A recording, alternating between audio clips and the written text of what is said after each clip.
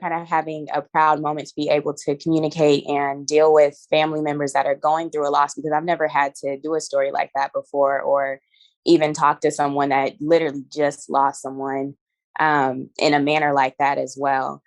So just kind of being proud of myself for being able to handle myself in that situation, because it definitely tugs on your emotions, and you want to be respectful, and you want to, also show that you're empathetic and caring while doing the interview and asking the question. So today's episode is presented by the Skin Store. For over 20 years, the Skin Store has been the #1 destination for premium skincare, healthcare, and beauty products. With over 8,000 different products from 300 different brands, the Skin Store has you covered for all your hair, cosmetics, supplements, and of course, skin care needs.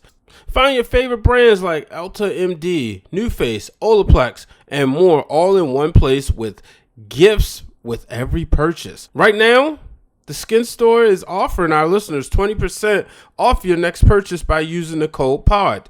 That's POD for 20% off your next purchase at skinstore.com/podless. Skin Store, have the confidence to tackle the day ahead. Exclusions apply.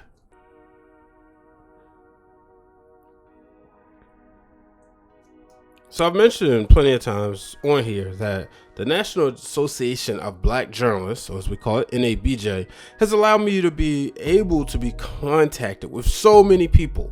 It's allowed me to follow and have them follow back a lot of great journalists. Today's episode, I interviewed someone who I met slightly before the convention that was in Detroit. That was 2018. Now, I didn't go to this one. However, I put out a message stating if you are going to NABJ or you would like to be connected with other black journalists in a group chat, hit me up and I can get you connected. Well, Miss Victoria Bragg did that, and we've been connected ever since. She is a reporter in Columbia, Missouri, and I've been able to watch her journey as she finished school and now taking on this role in a full-time job. So I'm excited to welcome her on the show today as she shares her breaking through the glass ceiling moment and how she has been blessed in spite of this pandemic. So ladies and gentlemen, here's my conversation with Miss Victoria Bragg. All right, ladies and gentlemen, on the line today, I have a special guest, somebody that I've been able to connect with via social media. Hopefully when the world opens back up and the National Association of Black Journalists have our annual conventions again, we'll be able to connect in person. But she is doing awesome things in the world of news reporting, and that is the one and only Miss Victoria Bragg. Miss Victoria, how are you doing today? I'm great. How are you? I'm good. First and foremost, how's everything? I know this world and this past year has looked completely different. So how are you? I'm doing really well. I hate to say it, but the pandemic has actually been a bit of a blessing for me. I know that it's been tough on others, so definitely don't want to not shed light on that or even recognize that. But I think for some people, it's kind of been like an eye opener as far as maybe following a passion, your dreams. I would say even like with healing and just working on different stuff within yourself. I think it's brought a lot of self-awareness along. So I've enjoyed this downtime and kind of this quiet time as well with the pandemic. Yeah, I would say this. Don't feel guilty. And this is coming from somebody who I didn't have COVID, but my wife, mother, and father did. But they've also grown in other ways. So I wouldn't, I know a lot of people may not, obviously some people unfortunately didn't recover, but I think a lot of people will agree with you that this has been an opportunity to grow, to be able to, take everything to the next level. Absolutely. Yeah, so let's talk about your career. You are a graduate of the HBCU, Texas Southern University. And to do radio.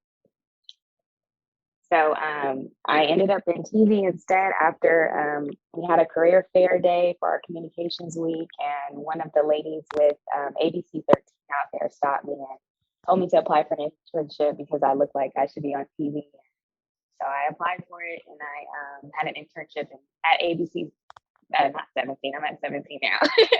ABC 13 out there. And they kind of threw me into live reporting as an intern for their community affairs show. And then after that, I just fell in love with it. Wow. So who would have thought? Sometimes they say people see stuff in us before we see it in ourselves. That is definitely my life. I don't see a lot of things that people see in me, or even maybe some of the potential, or sometimes I don't see the vision, and it really does take other people to see the vision for me, or even to inform me of the vision. I definitely always say, like, the Most High always sends me his angels to kind of direct me and guide me on what I'm supposed to do. Now, just wanted to talk about your college experience for a little bit, because I see you also, not only have a bachelor's but a master's. What was it about the master's program that made you say, like, you need to go further? So with my master, so actually it was a crazy story, which with me graduating, I actually had an offer from a station before I graduated, but I didn't take it. It was in Arkansas. And after that, I just decided to just go back and try to work on my master's. But once the pandemic happened and like the whole master's program pretty much changed and went completely virtual, it was just something that I didn't want to return to with it being virtual. I'm more of a in person. I want to learn. I want to get hands on, especially with my career field. I want to learn more editing techniques and just things that are a lot more hands on. So with it pretty much going virtual, I just said, okay, maybe I'm going to take the next semester off and just try to go go towards my career and try to get into a TV station or on TV. So that whole summer, this past summer, pretty much when we were on lockdown, I was just working on redoing my resume reel. I was sending it out to different anchors and reporters that I knew to kind of critique me and guide me. And I just sent that out, and I had a lot of interest, which I was really shocked about. I had interest from like stations in the top 50. So I was just really kind of shocked about that, or even that they saw that off of a little resume tape from my internship, or even just me trying to do a few little live shots. So I ended up in Columbia. I moved here in October, and I just started with a 2-year contract with them as an MJ. Yeah, I moved here in October, so I'm about 5 months into my contract living here. All right. So, what has been some of the challenges moving to a different state during the pandemic at that? What's been some of the challenges? Oh, it's a list. I think one of the biggest challenges here, I'm from Texas, like I'm from Dallas, and I was living in Houston before I moved here. And so, Texas is very diverse, and there's a lot going on. It's a lot of Black excellence. It's a lot of networking, and it's a it's just a lot going on. And so, moving to somewhere that's a lot smaller and that's I would say predominantly white. There's very few of a Black population here, not as much Black excellence as I'm used to seeing. That's definitely a challenge. And it kind of makes me feel for some of the minority kids that are here because they don't have as much to look up to as far as seeing people that look like them in high positions or doing big things or owning their own businesses. So that's a little bit of a struggle as well, just not being in a diverse area that I'm used to. So it's definitely kind of like a culture shock a little bit, and also kind of moving to just a smaller, slower town. It's just a college town. So that's been a challenge, just trying to get adjusted to being somewhere that's so active and interactive to kind of being somewhere that's just a lot slower, more simple. And also not seeing as many people that look like you or that you can kind of network with on that I would say on that frame. But another thing, just kind of with the pandemic, it's also hard because usually, when you move to a new city, you can network and you can kind of move around and go to different restaurants or different events and things like that. But with COVID, this area is pretty shut down. So I haven't really been able to get out and see and network with people or even communicate with people as I would say a reporter usually does once they move to a new city.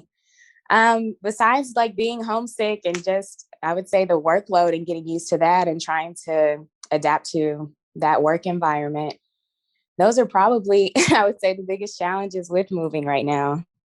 Yeah, you say you're 5 hours away, right? Say that again. You said you're about 5 hours away From where? from your hometown? Or you about No, I'm 9 hours away from 9? Dallas. Okay. Have you taken a drive home back home yet, or you just No, I'm dreading that. I need to. I said I want to do it in the summer, but oh, I'm just not good with car rides. I hate being in the car for a long period of time. I would much rather just take a flight. somebody else agrees with me? I say that all the time. I moved from Baltimore to Bristol, Connecticut when I worked at ESPN for 2 years. And, that's a 5 hour drive. But the day before, 2 days before Thanksgiving 2013, I had this idea. Okay, I'm gonna leave on Tuesday because everybody's gonna be traveling Wednesday, right?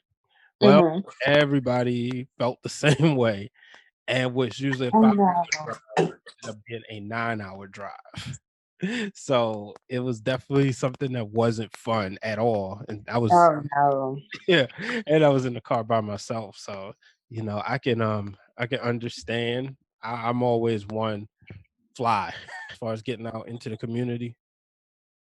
I'm sorry, would you repeat that question? It looks like my speaker kind of went out there. That was on me. It was my mixer. Oh, okay. I said, now that now that things have opened up, have you been able to kind of go out and get more involved in the community and get to know the area better?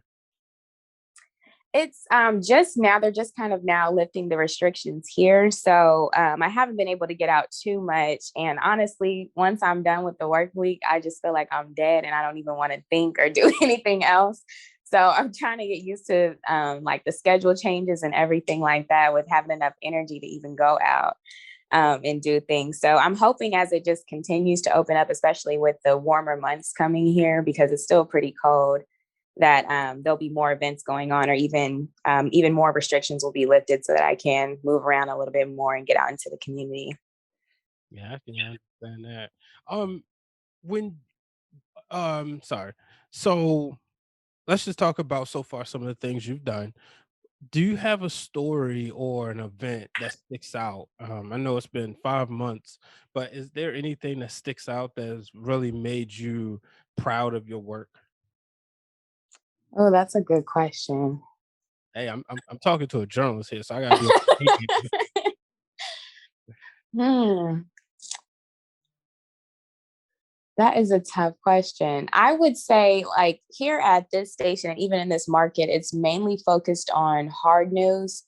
Um, I would really say I think the feedback that I'm getting back from viewers, and a lot of people have told me that they really haven't had a reporter just get this much, I guess, positive feedback, or people emailing in about the work that I'm doing. So just kind of getting those compliments as far as the residents that are here in Mid Missouri, I think that that's something that I'm definitely proud of myself about, and just pretty much evolving and growing with my storytelling. I would say the story that would stick out the most to me, there was an incident where this woman shot this man in the face at a McDonald's drive-through, and like drove off about 2 hours away from the scene, and like dumped his body, and then somehow made it back to a different city. And I kind of got called in early to go cover the press conference for what exactly happened. But I would say that's the story that stuck out to me the most as far as what I've had to cover, just because it was such a crazy situation and they don't even know why she shot him. There was, they're saying that she basically did the whole thing for no reason.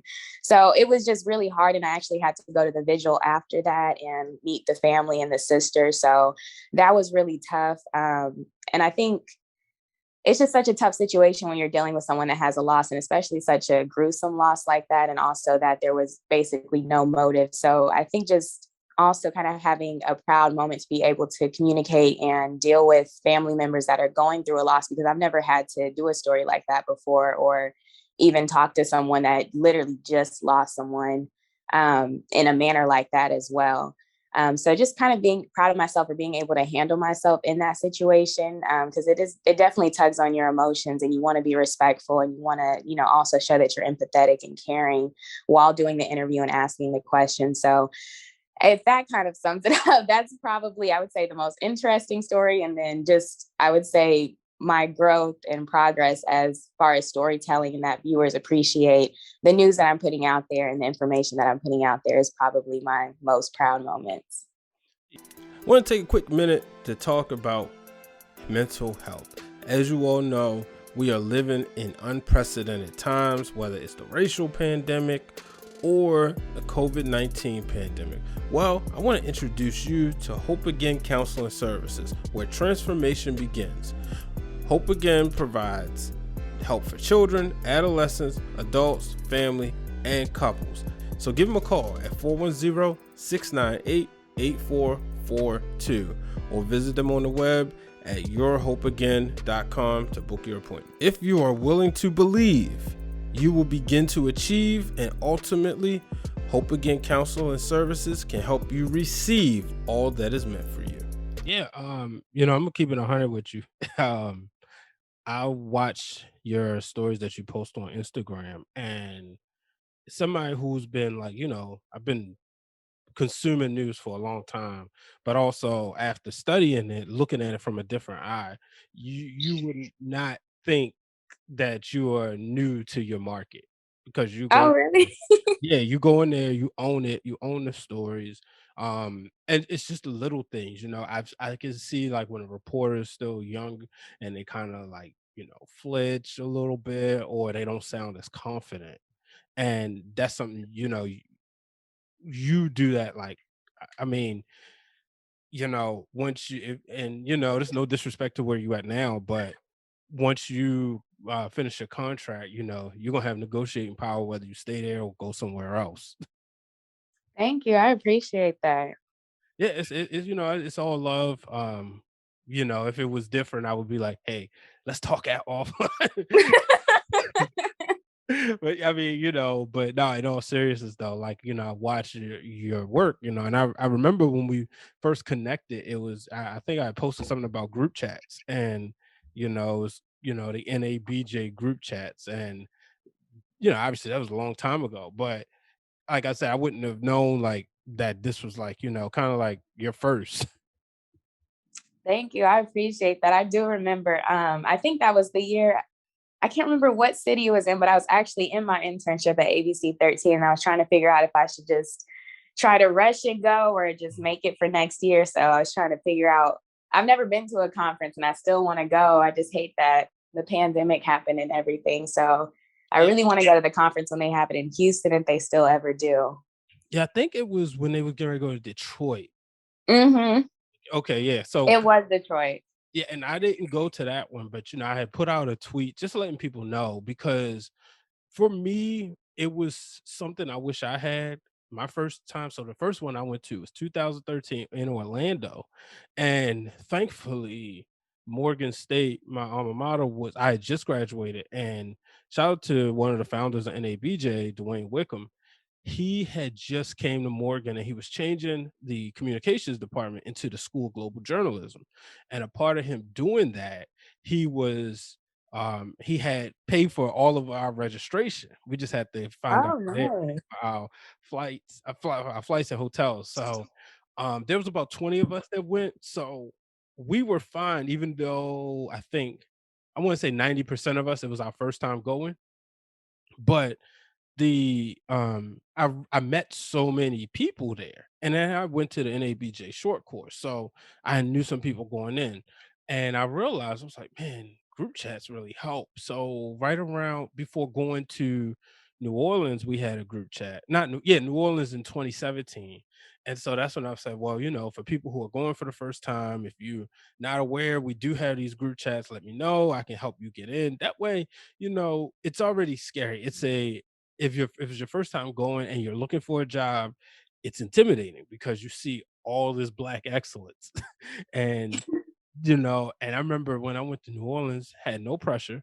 And I remember just sitting there, I was like, wow, God is amazing. Because I got a job in this conference and there are literally thousands of people looking for jobs. Wow. Yeah. So yeah, hopefully well, I think next year Houston or Vegas. So hopefully we can all make that happen. Either way, it sounds like a good time. Yeah, But I'm definitely excited. it definitely is. I mean, it's not just the job fair; it's the workshops, getting to know people. And I went to the Region One virtual conference, and I'll say that's beneficial. Also, I was speaking on a podcast and panel, and just seeing navigating through. I said, "Oh, you know what? This is really cool. I think people should check it out." But it's nothing like being there in person. But they couldn't do it last year because we would have been hugging. Everybody would have been hugging because that's what Oh, Black people love to hug and show gratitude. But that's true. one of the things you were hinting on earlier, a lot of people, it's not really a lot of people that look like you and in your current town. Have you had young Black men and women come up to you and show their gratitude yet? I mean, I'm pretty sure now they can turn on the news and see somebody that looks like them and makes them excited. But have you had that experience one on one yet? Not in person just yet. There was someone that reached out to me like on Facebook. It's more so through social media. Mhm. I would say honestly, I'm just so kind of running around during my work day, so I barely have the time to kind of stop and talk to people. And even when you're working on stories, and even when I'm out and about, I'm kind of out and about. I think people wouldn't recognize me because I'm just like no makeup and just kind of bummy clothes and just running in and out somewhere on my off days. So I just haven't really, I would say, had the opportunity to be around even people that look like me or even that population here just yet. But a few have reached out on social media. That's awesome. Now, the one thing about the show is it's titled "Breaking Through the Glass Ceiling."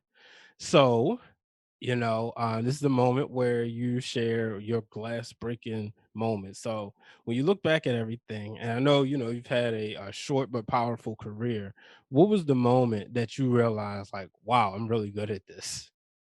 Oh, that is a tough question. I think it was New Year's Day and we had this huge ice storm up here.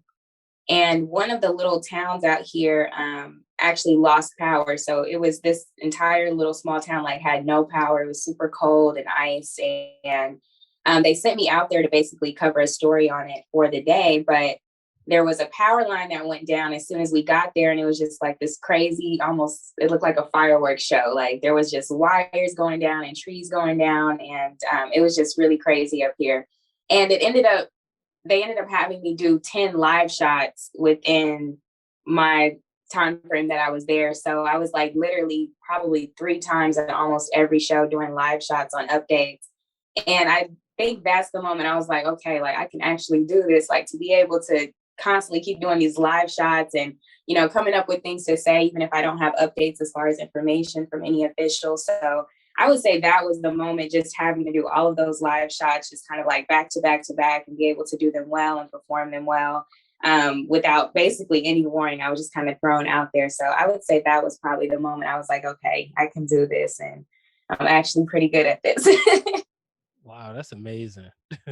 I mean, being able to adapt, right? You look at Yeah. the the history. You wanted to do radio, and somebody said no, you would be better for TV.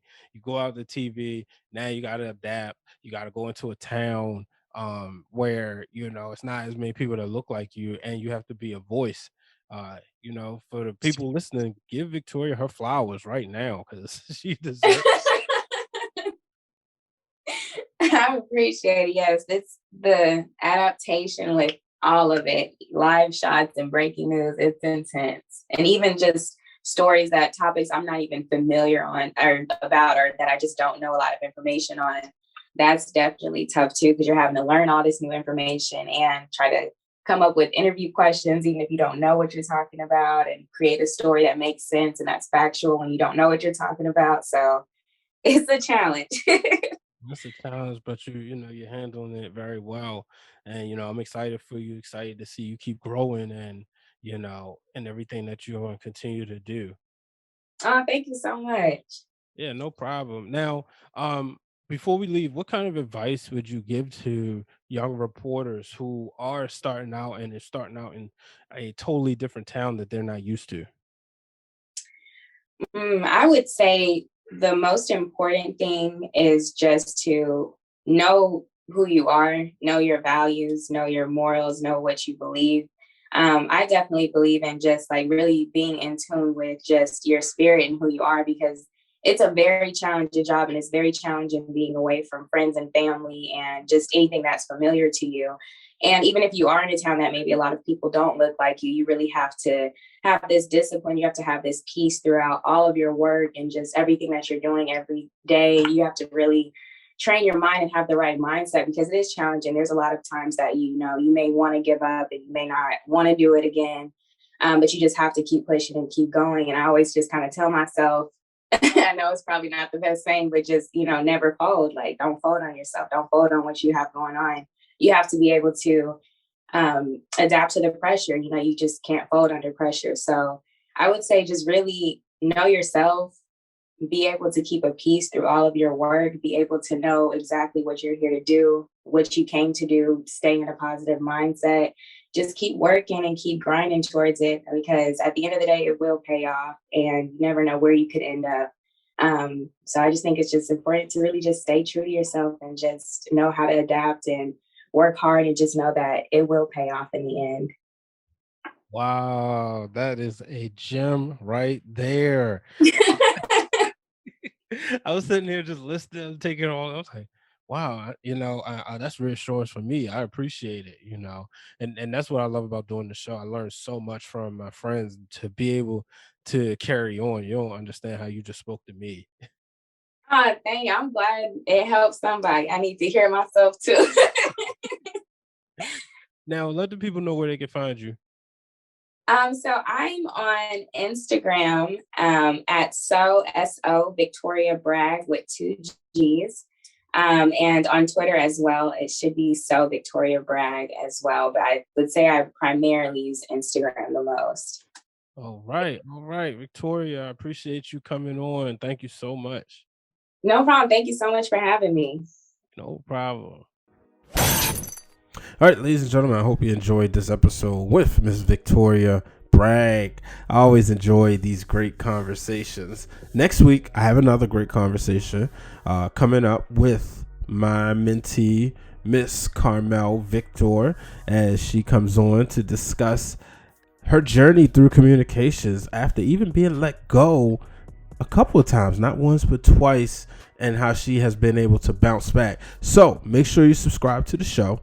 That way you will not miss it. Go ahead, subscribe on Apple, Spotify, Google, you name it, I'm there. And drop a 5-star rating if you're on Apple Podcasts. Remember, folks, do not let anybody set up a ceiling that you can't break through. This podcast is brought to you by B Waters Productions. You can follow B Waters Productions on all social media platforms. And the music is produced by Hypno Beats. Follow on Instagram at Hypno_Beats with a Z.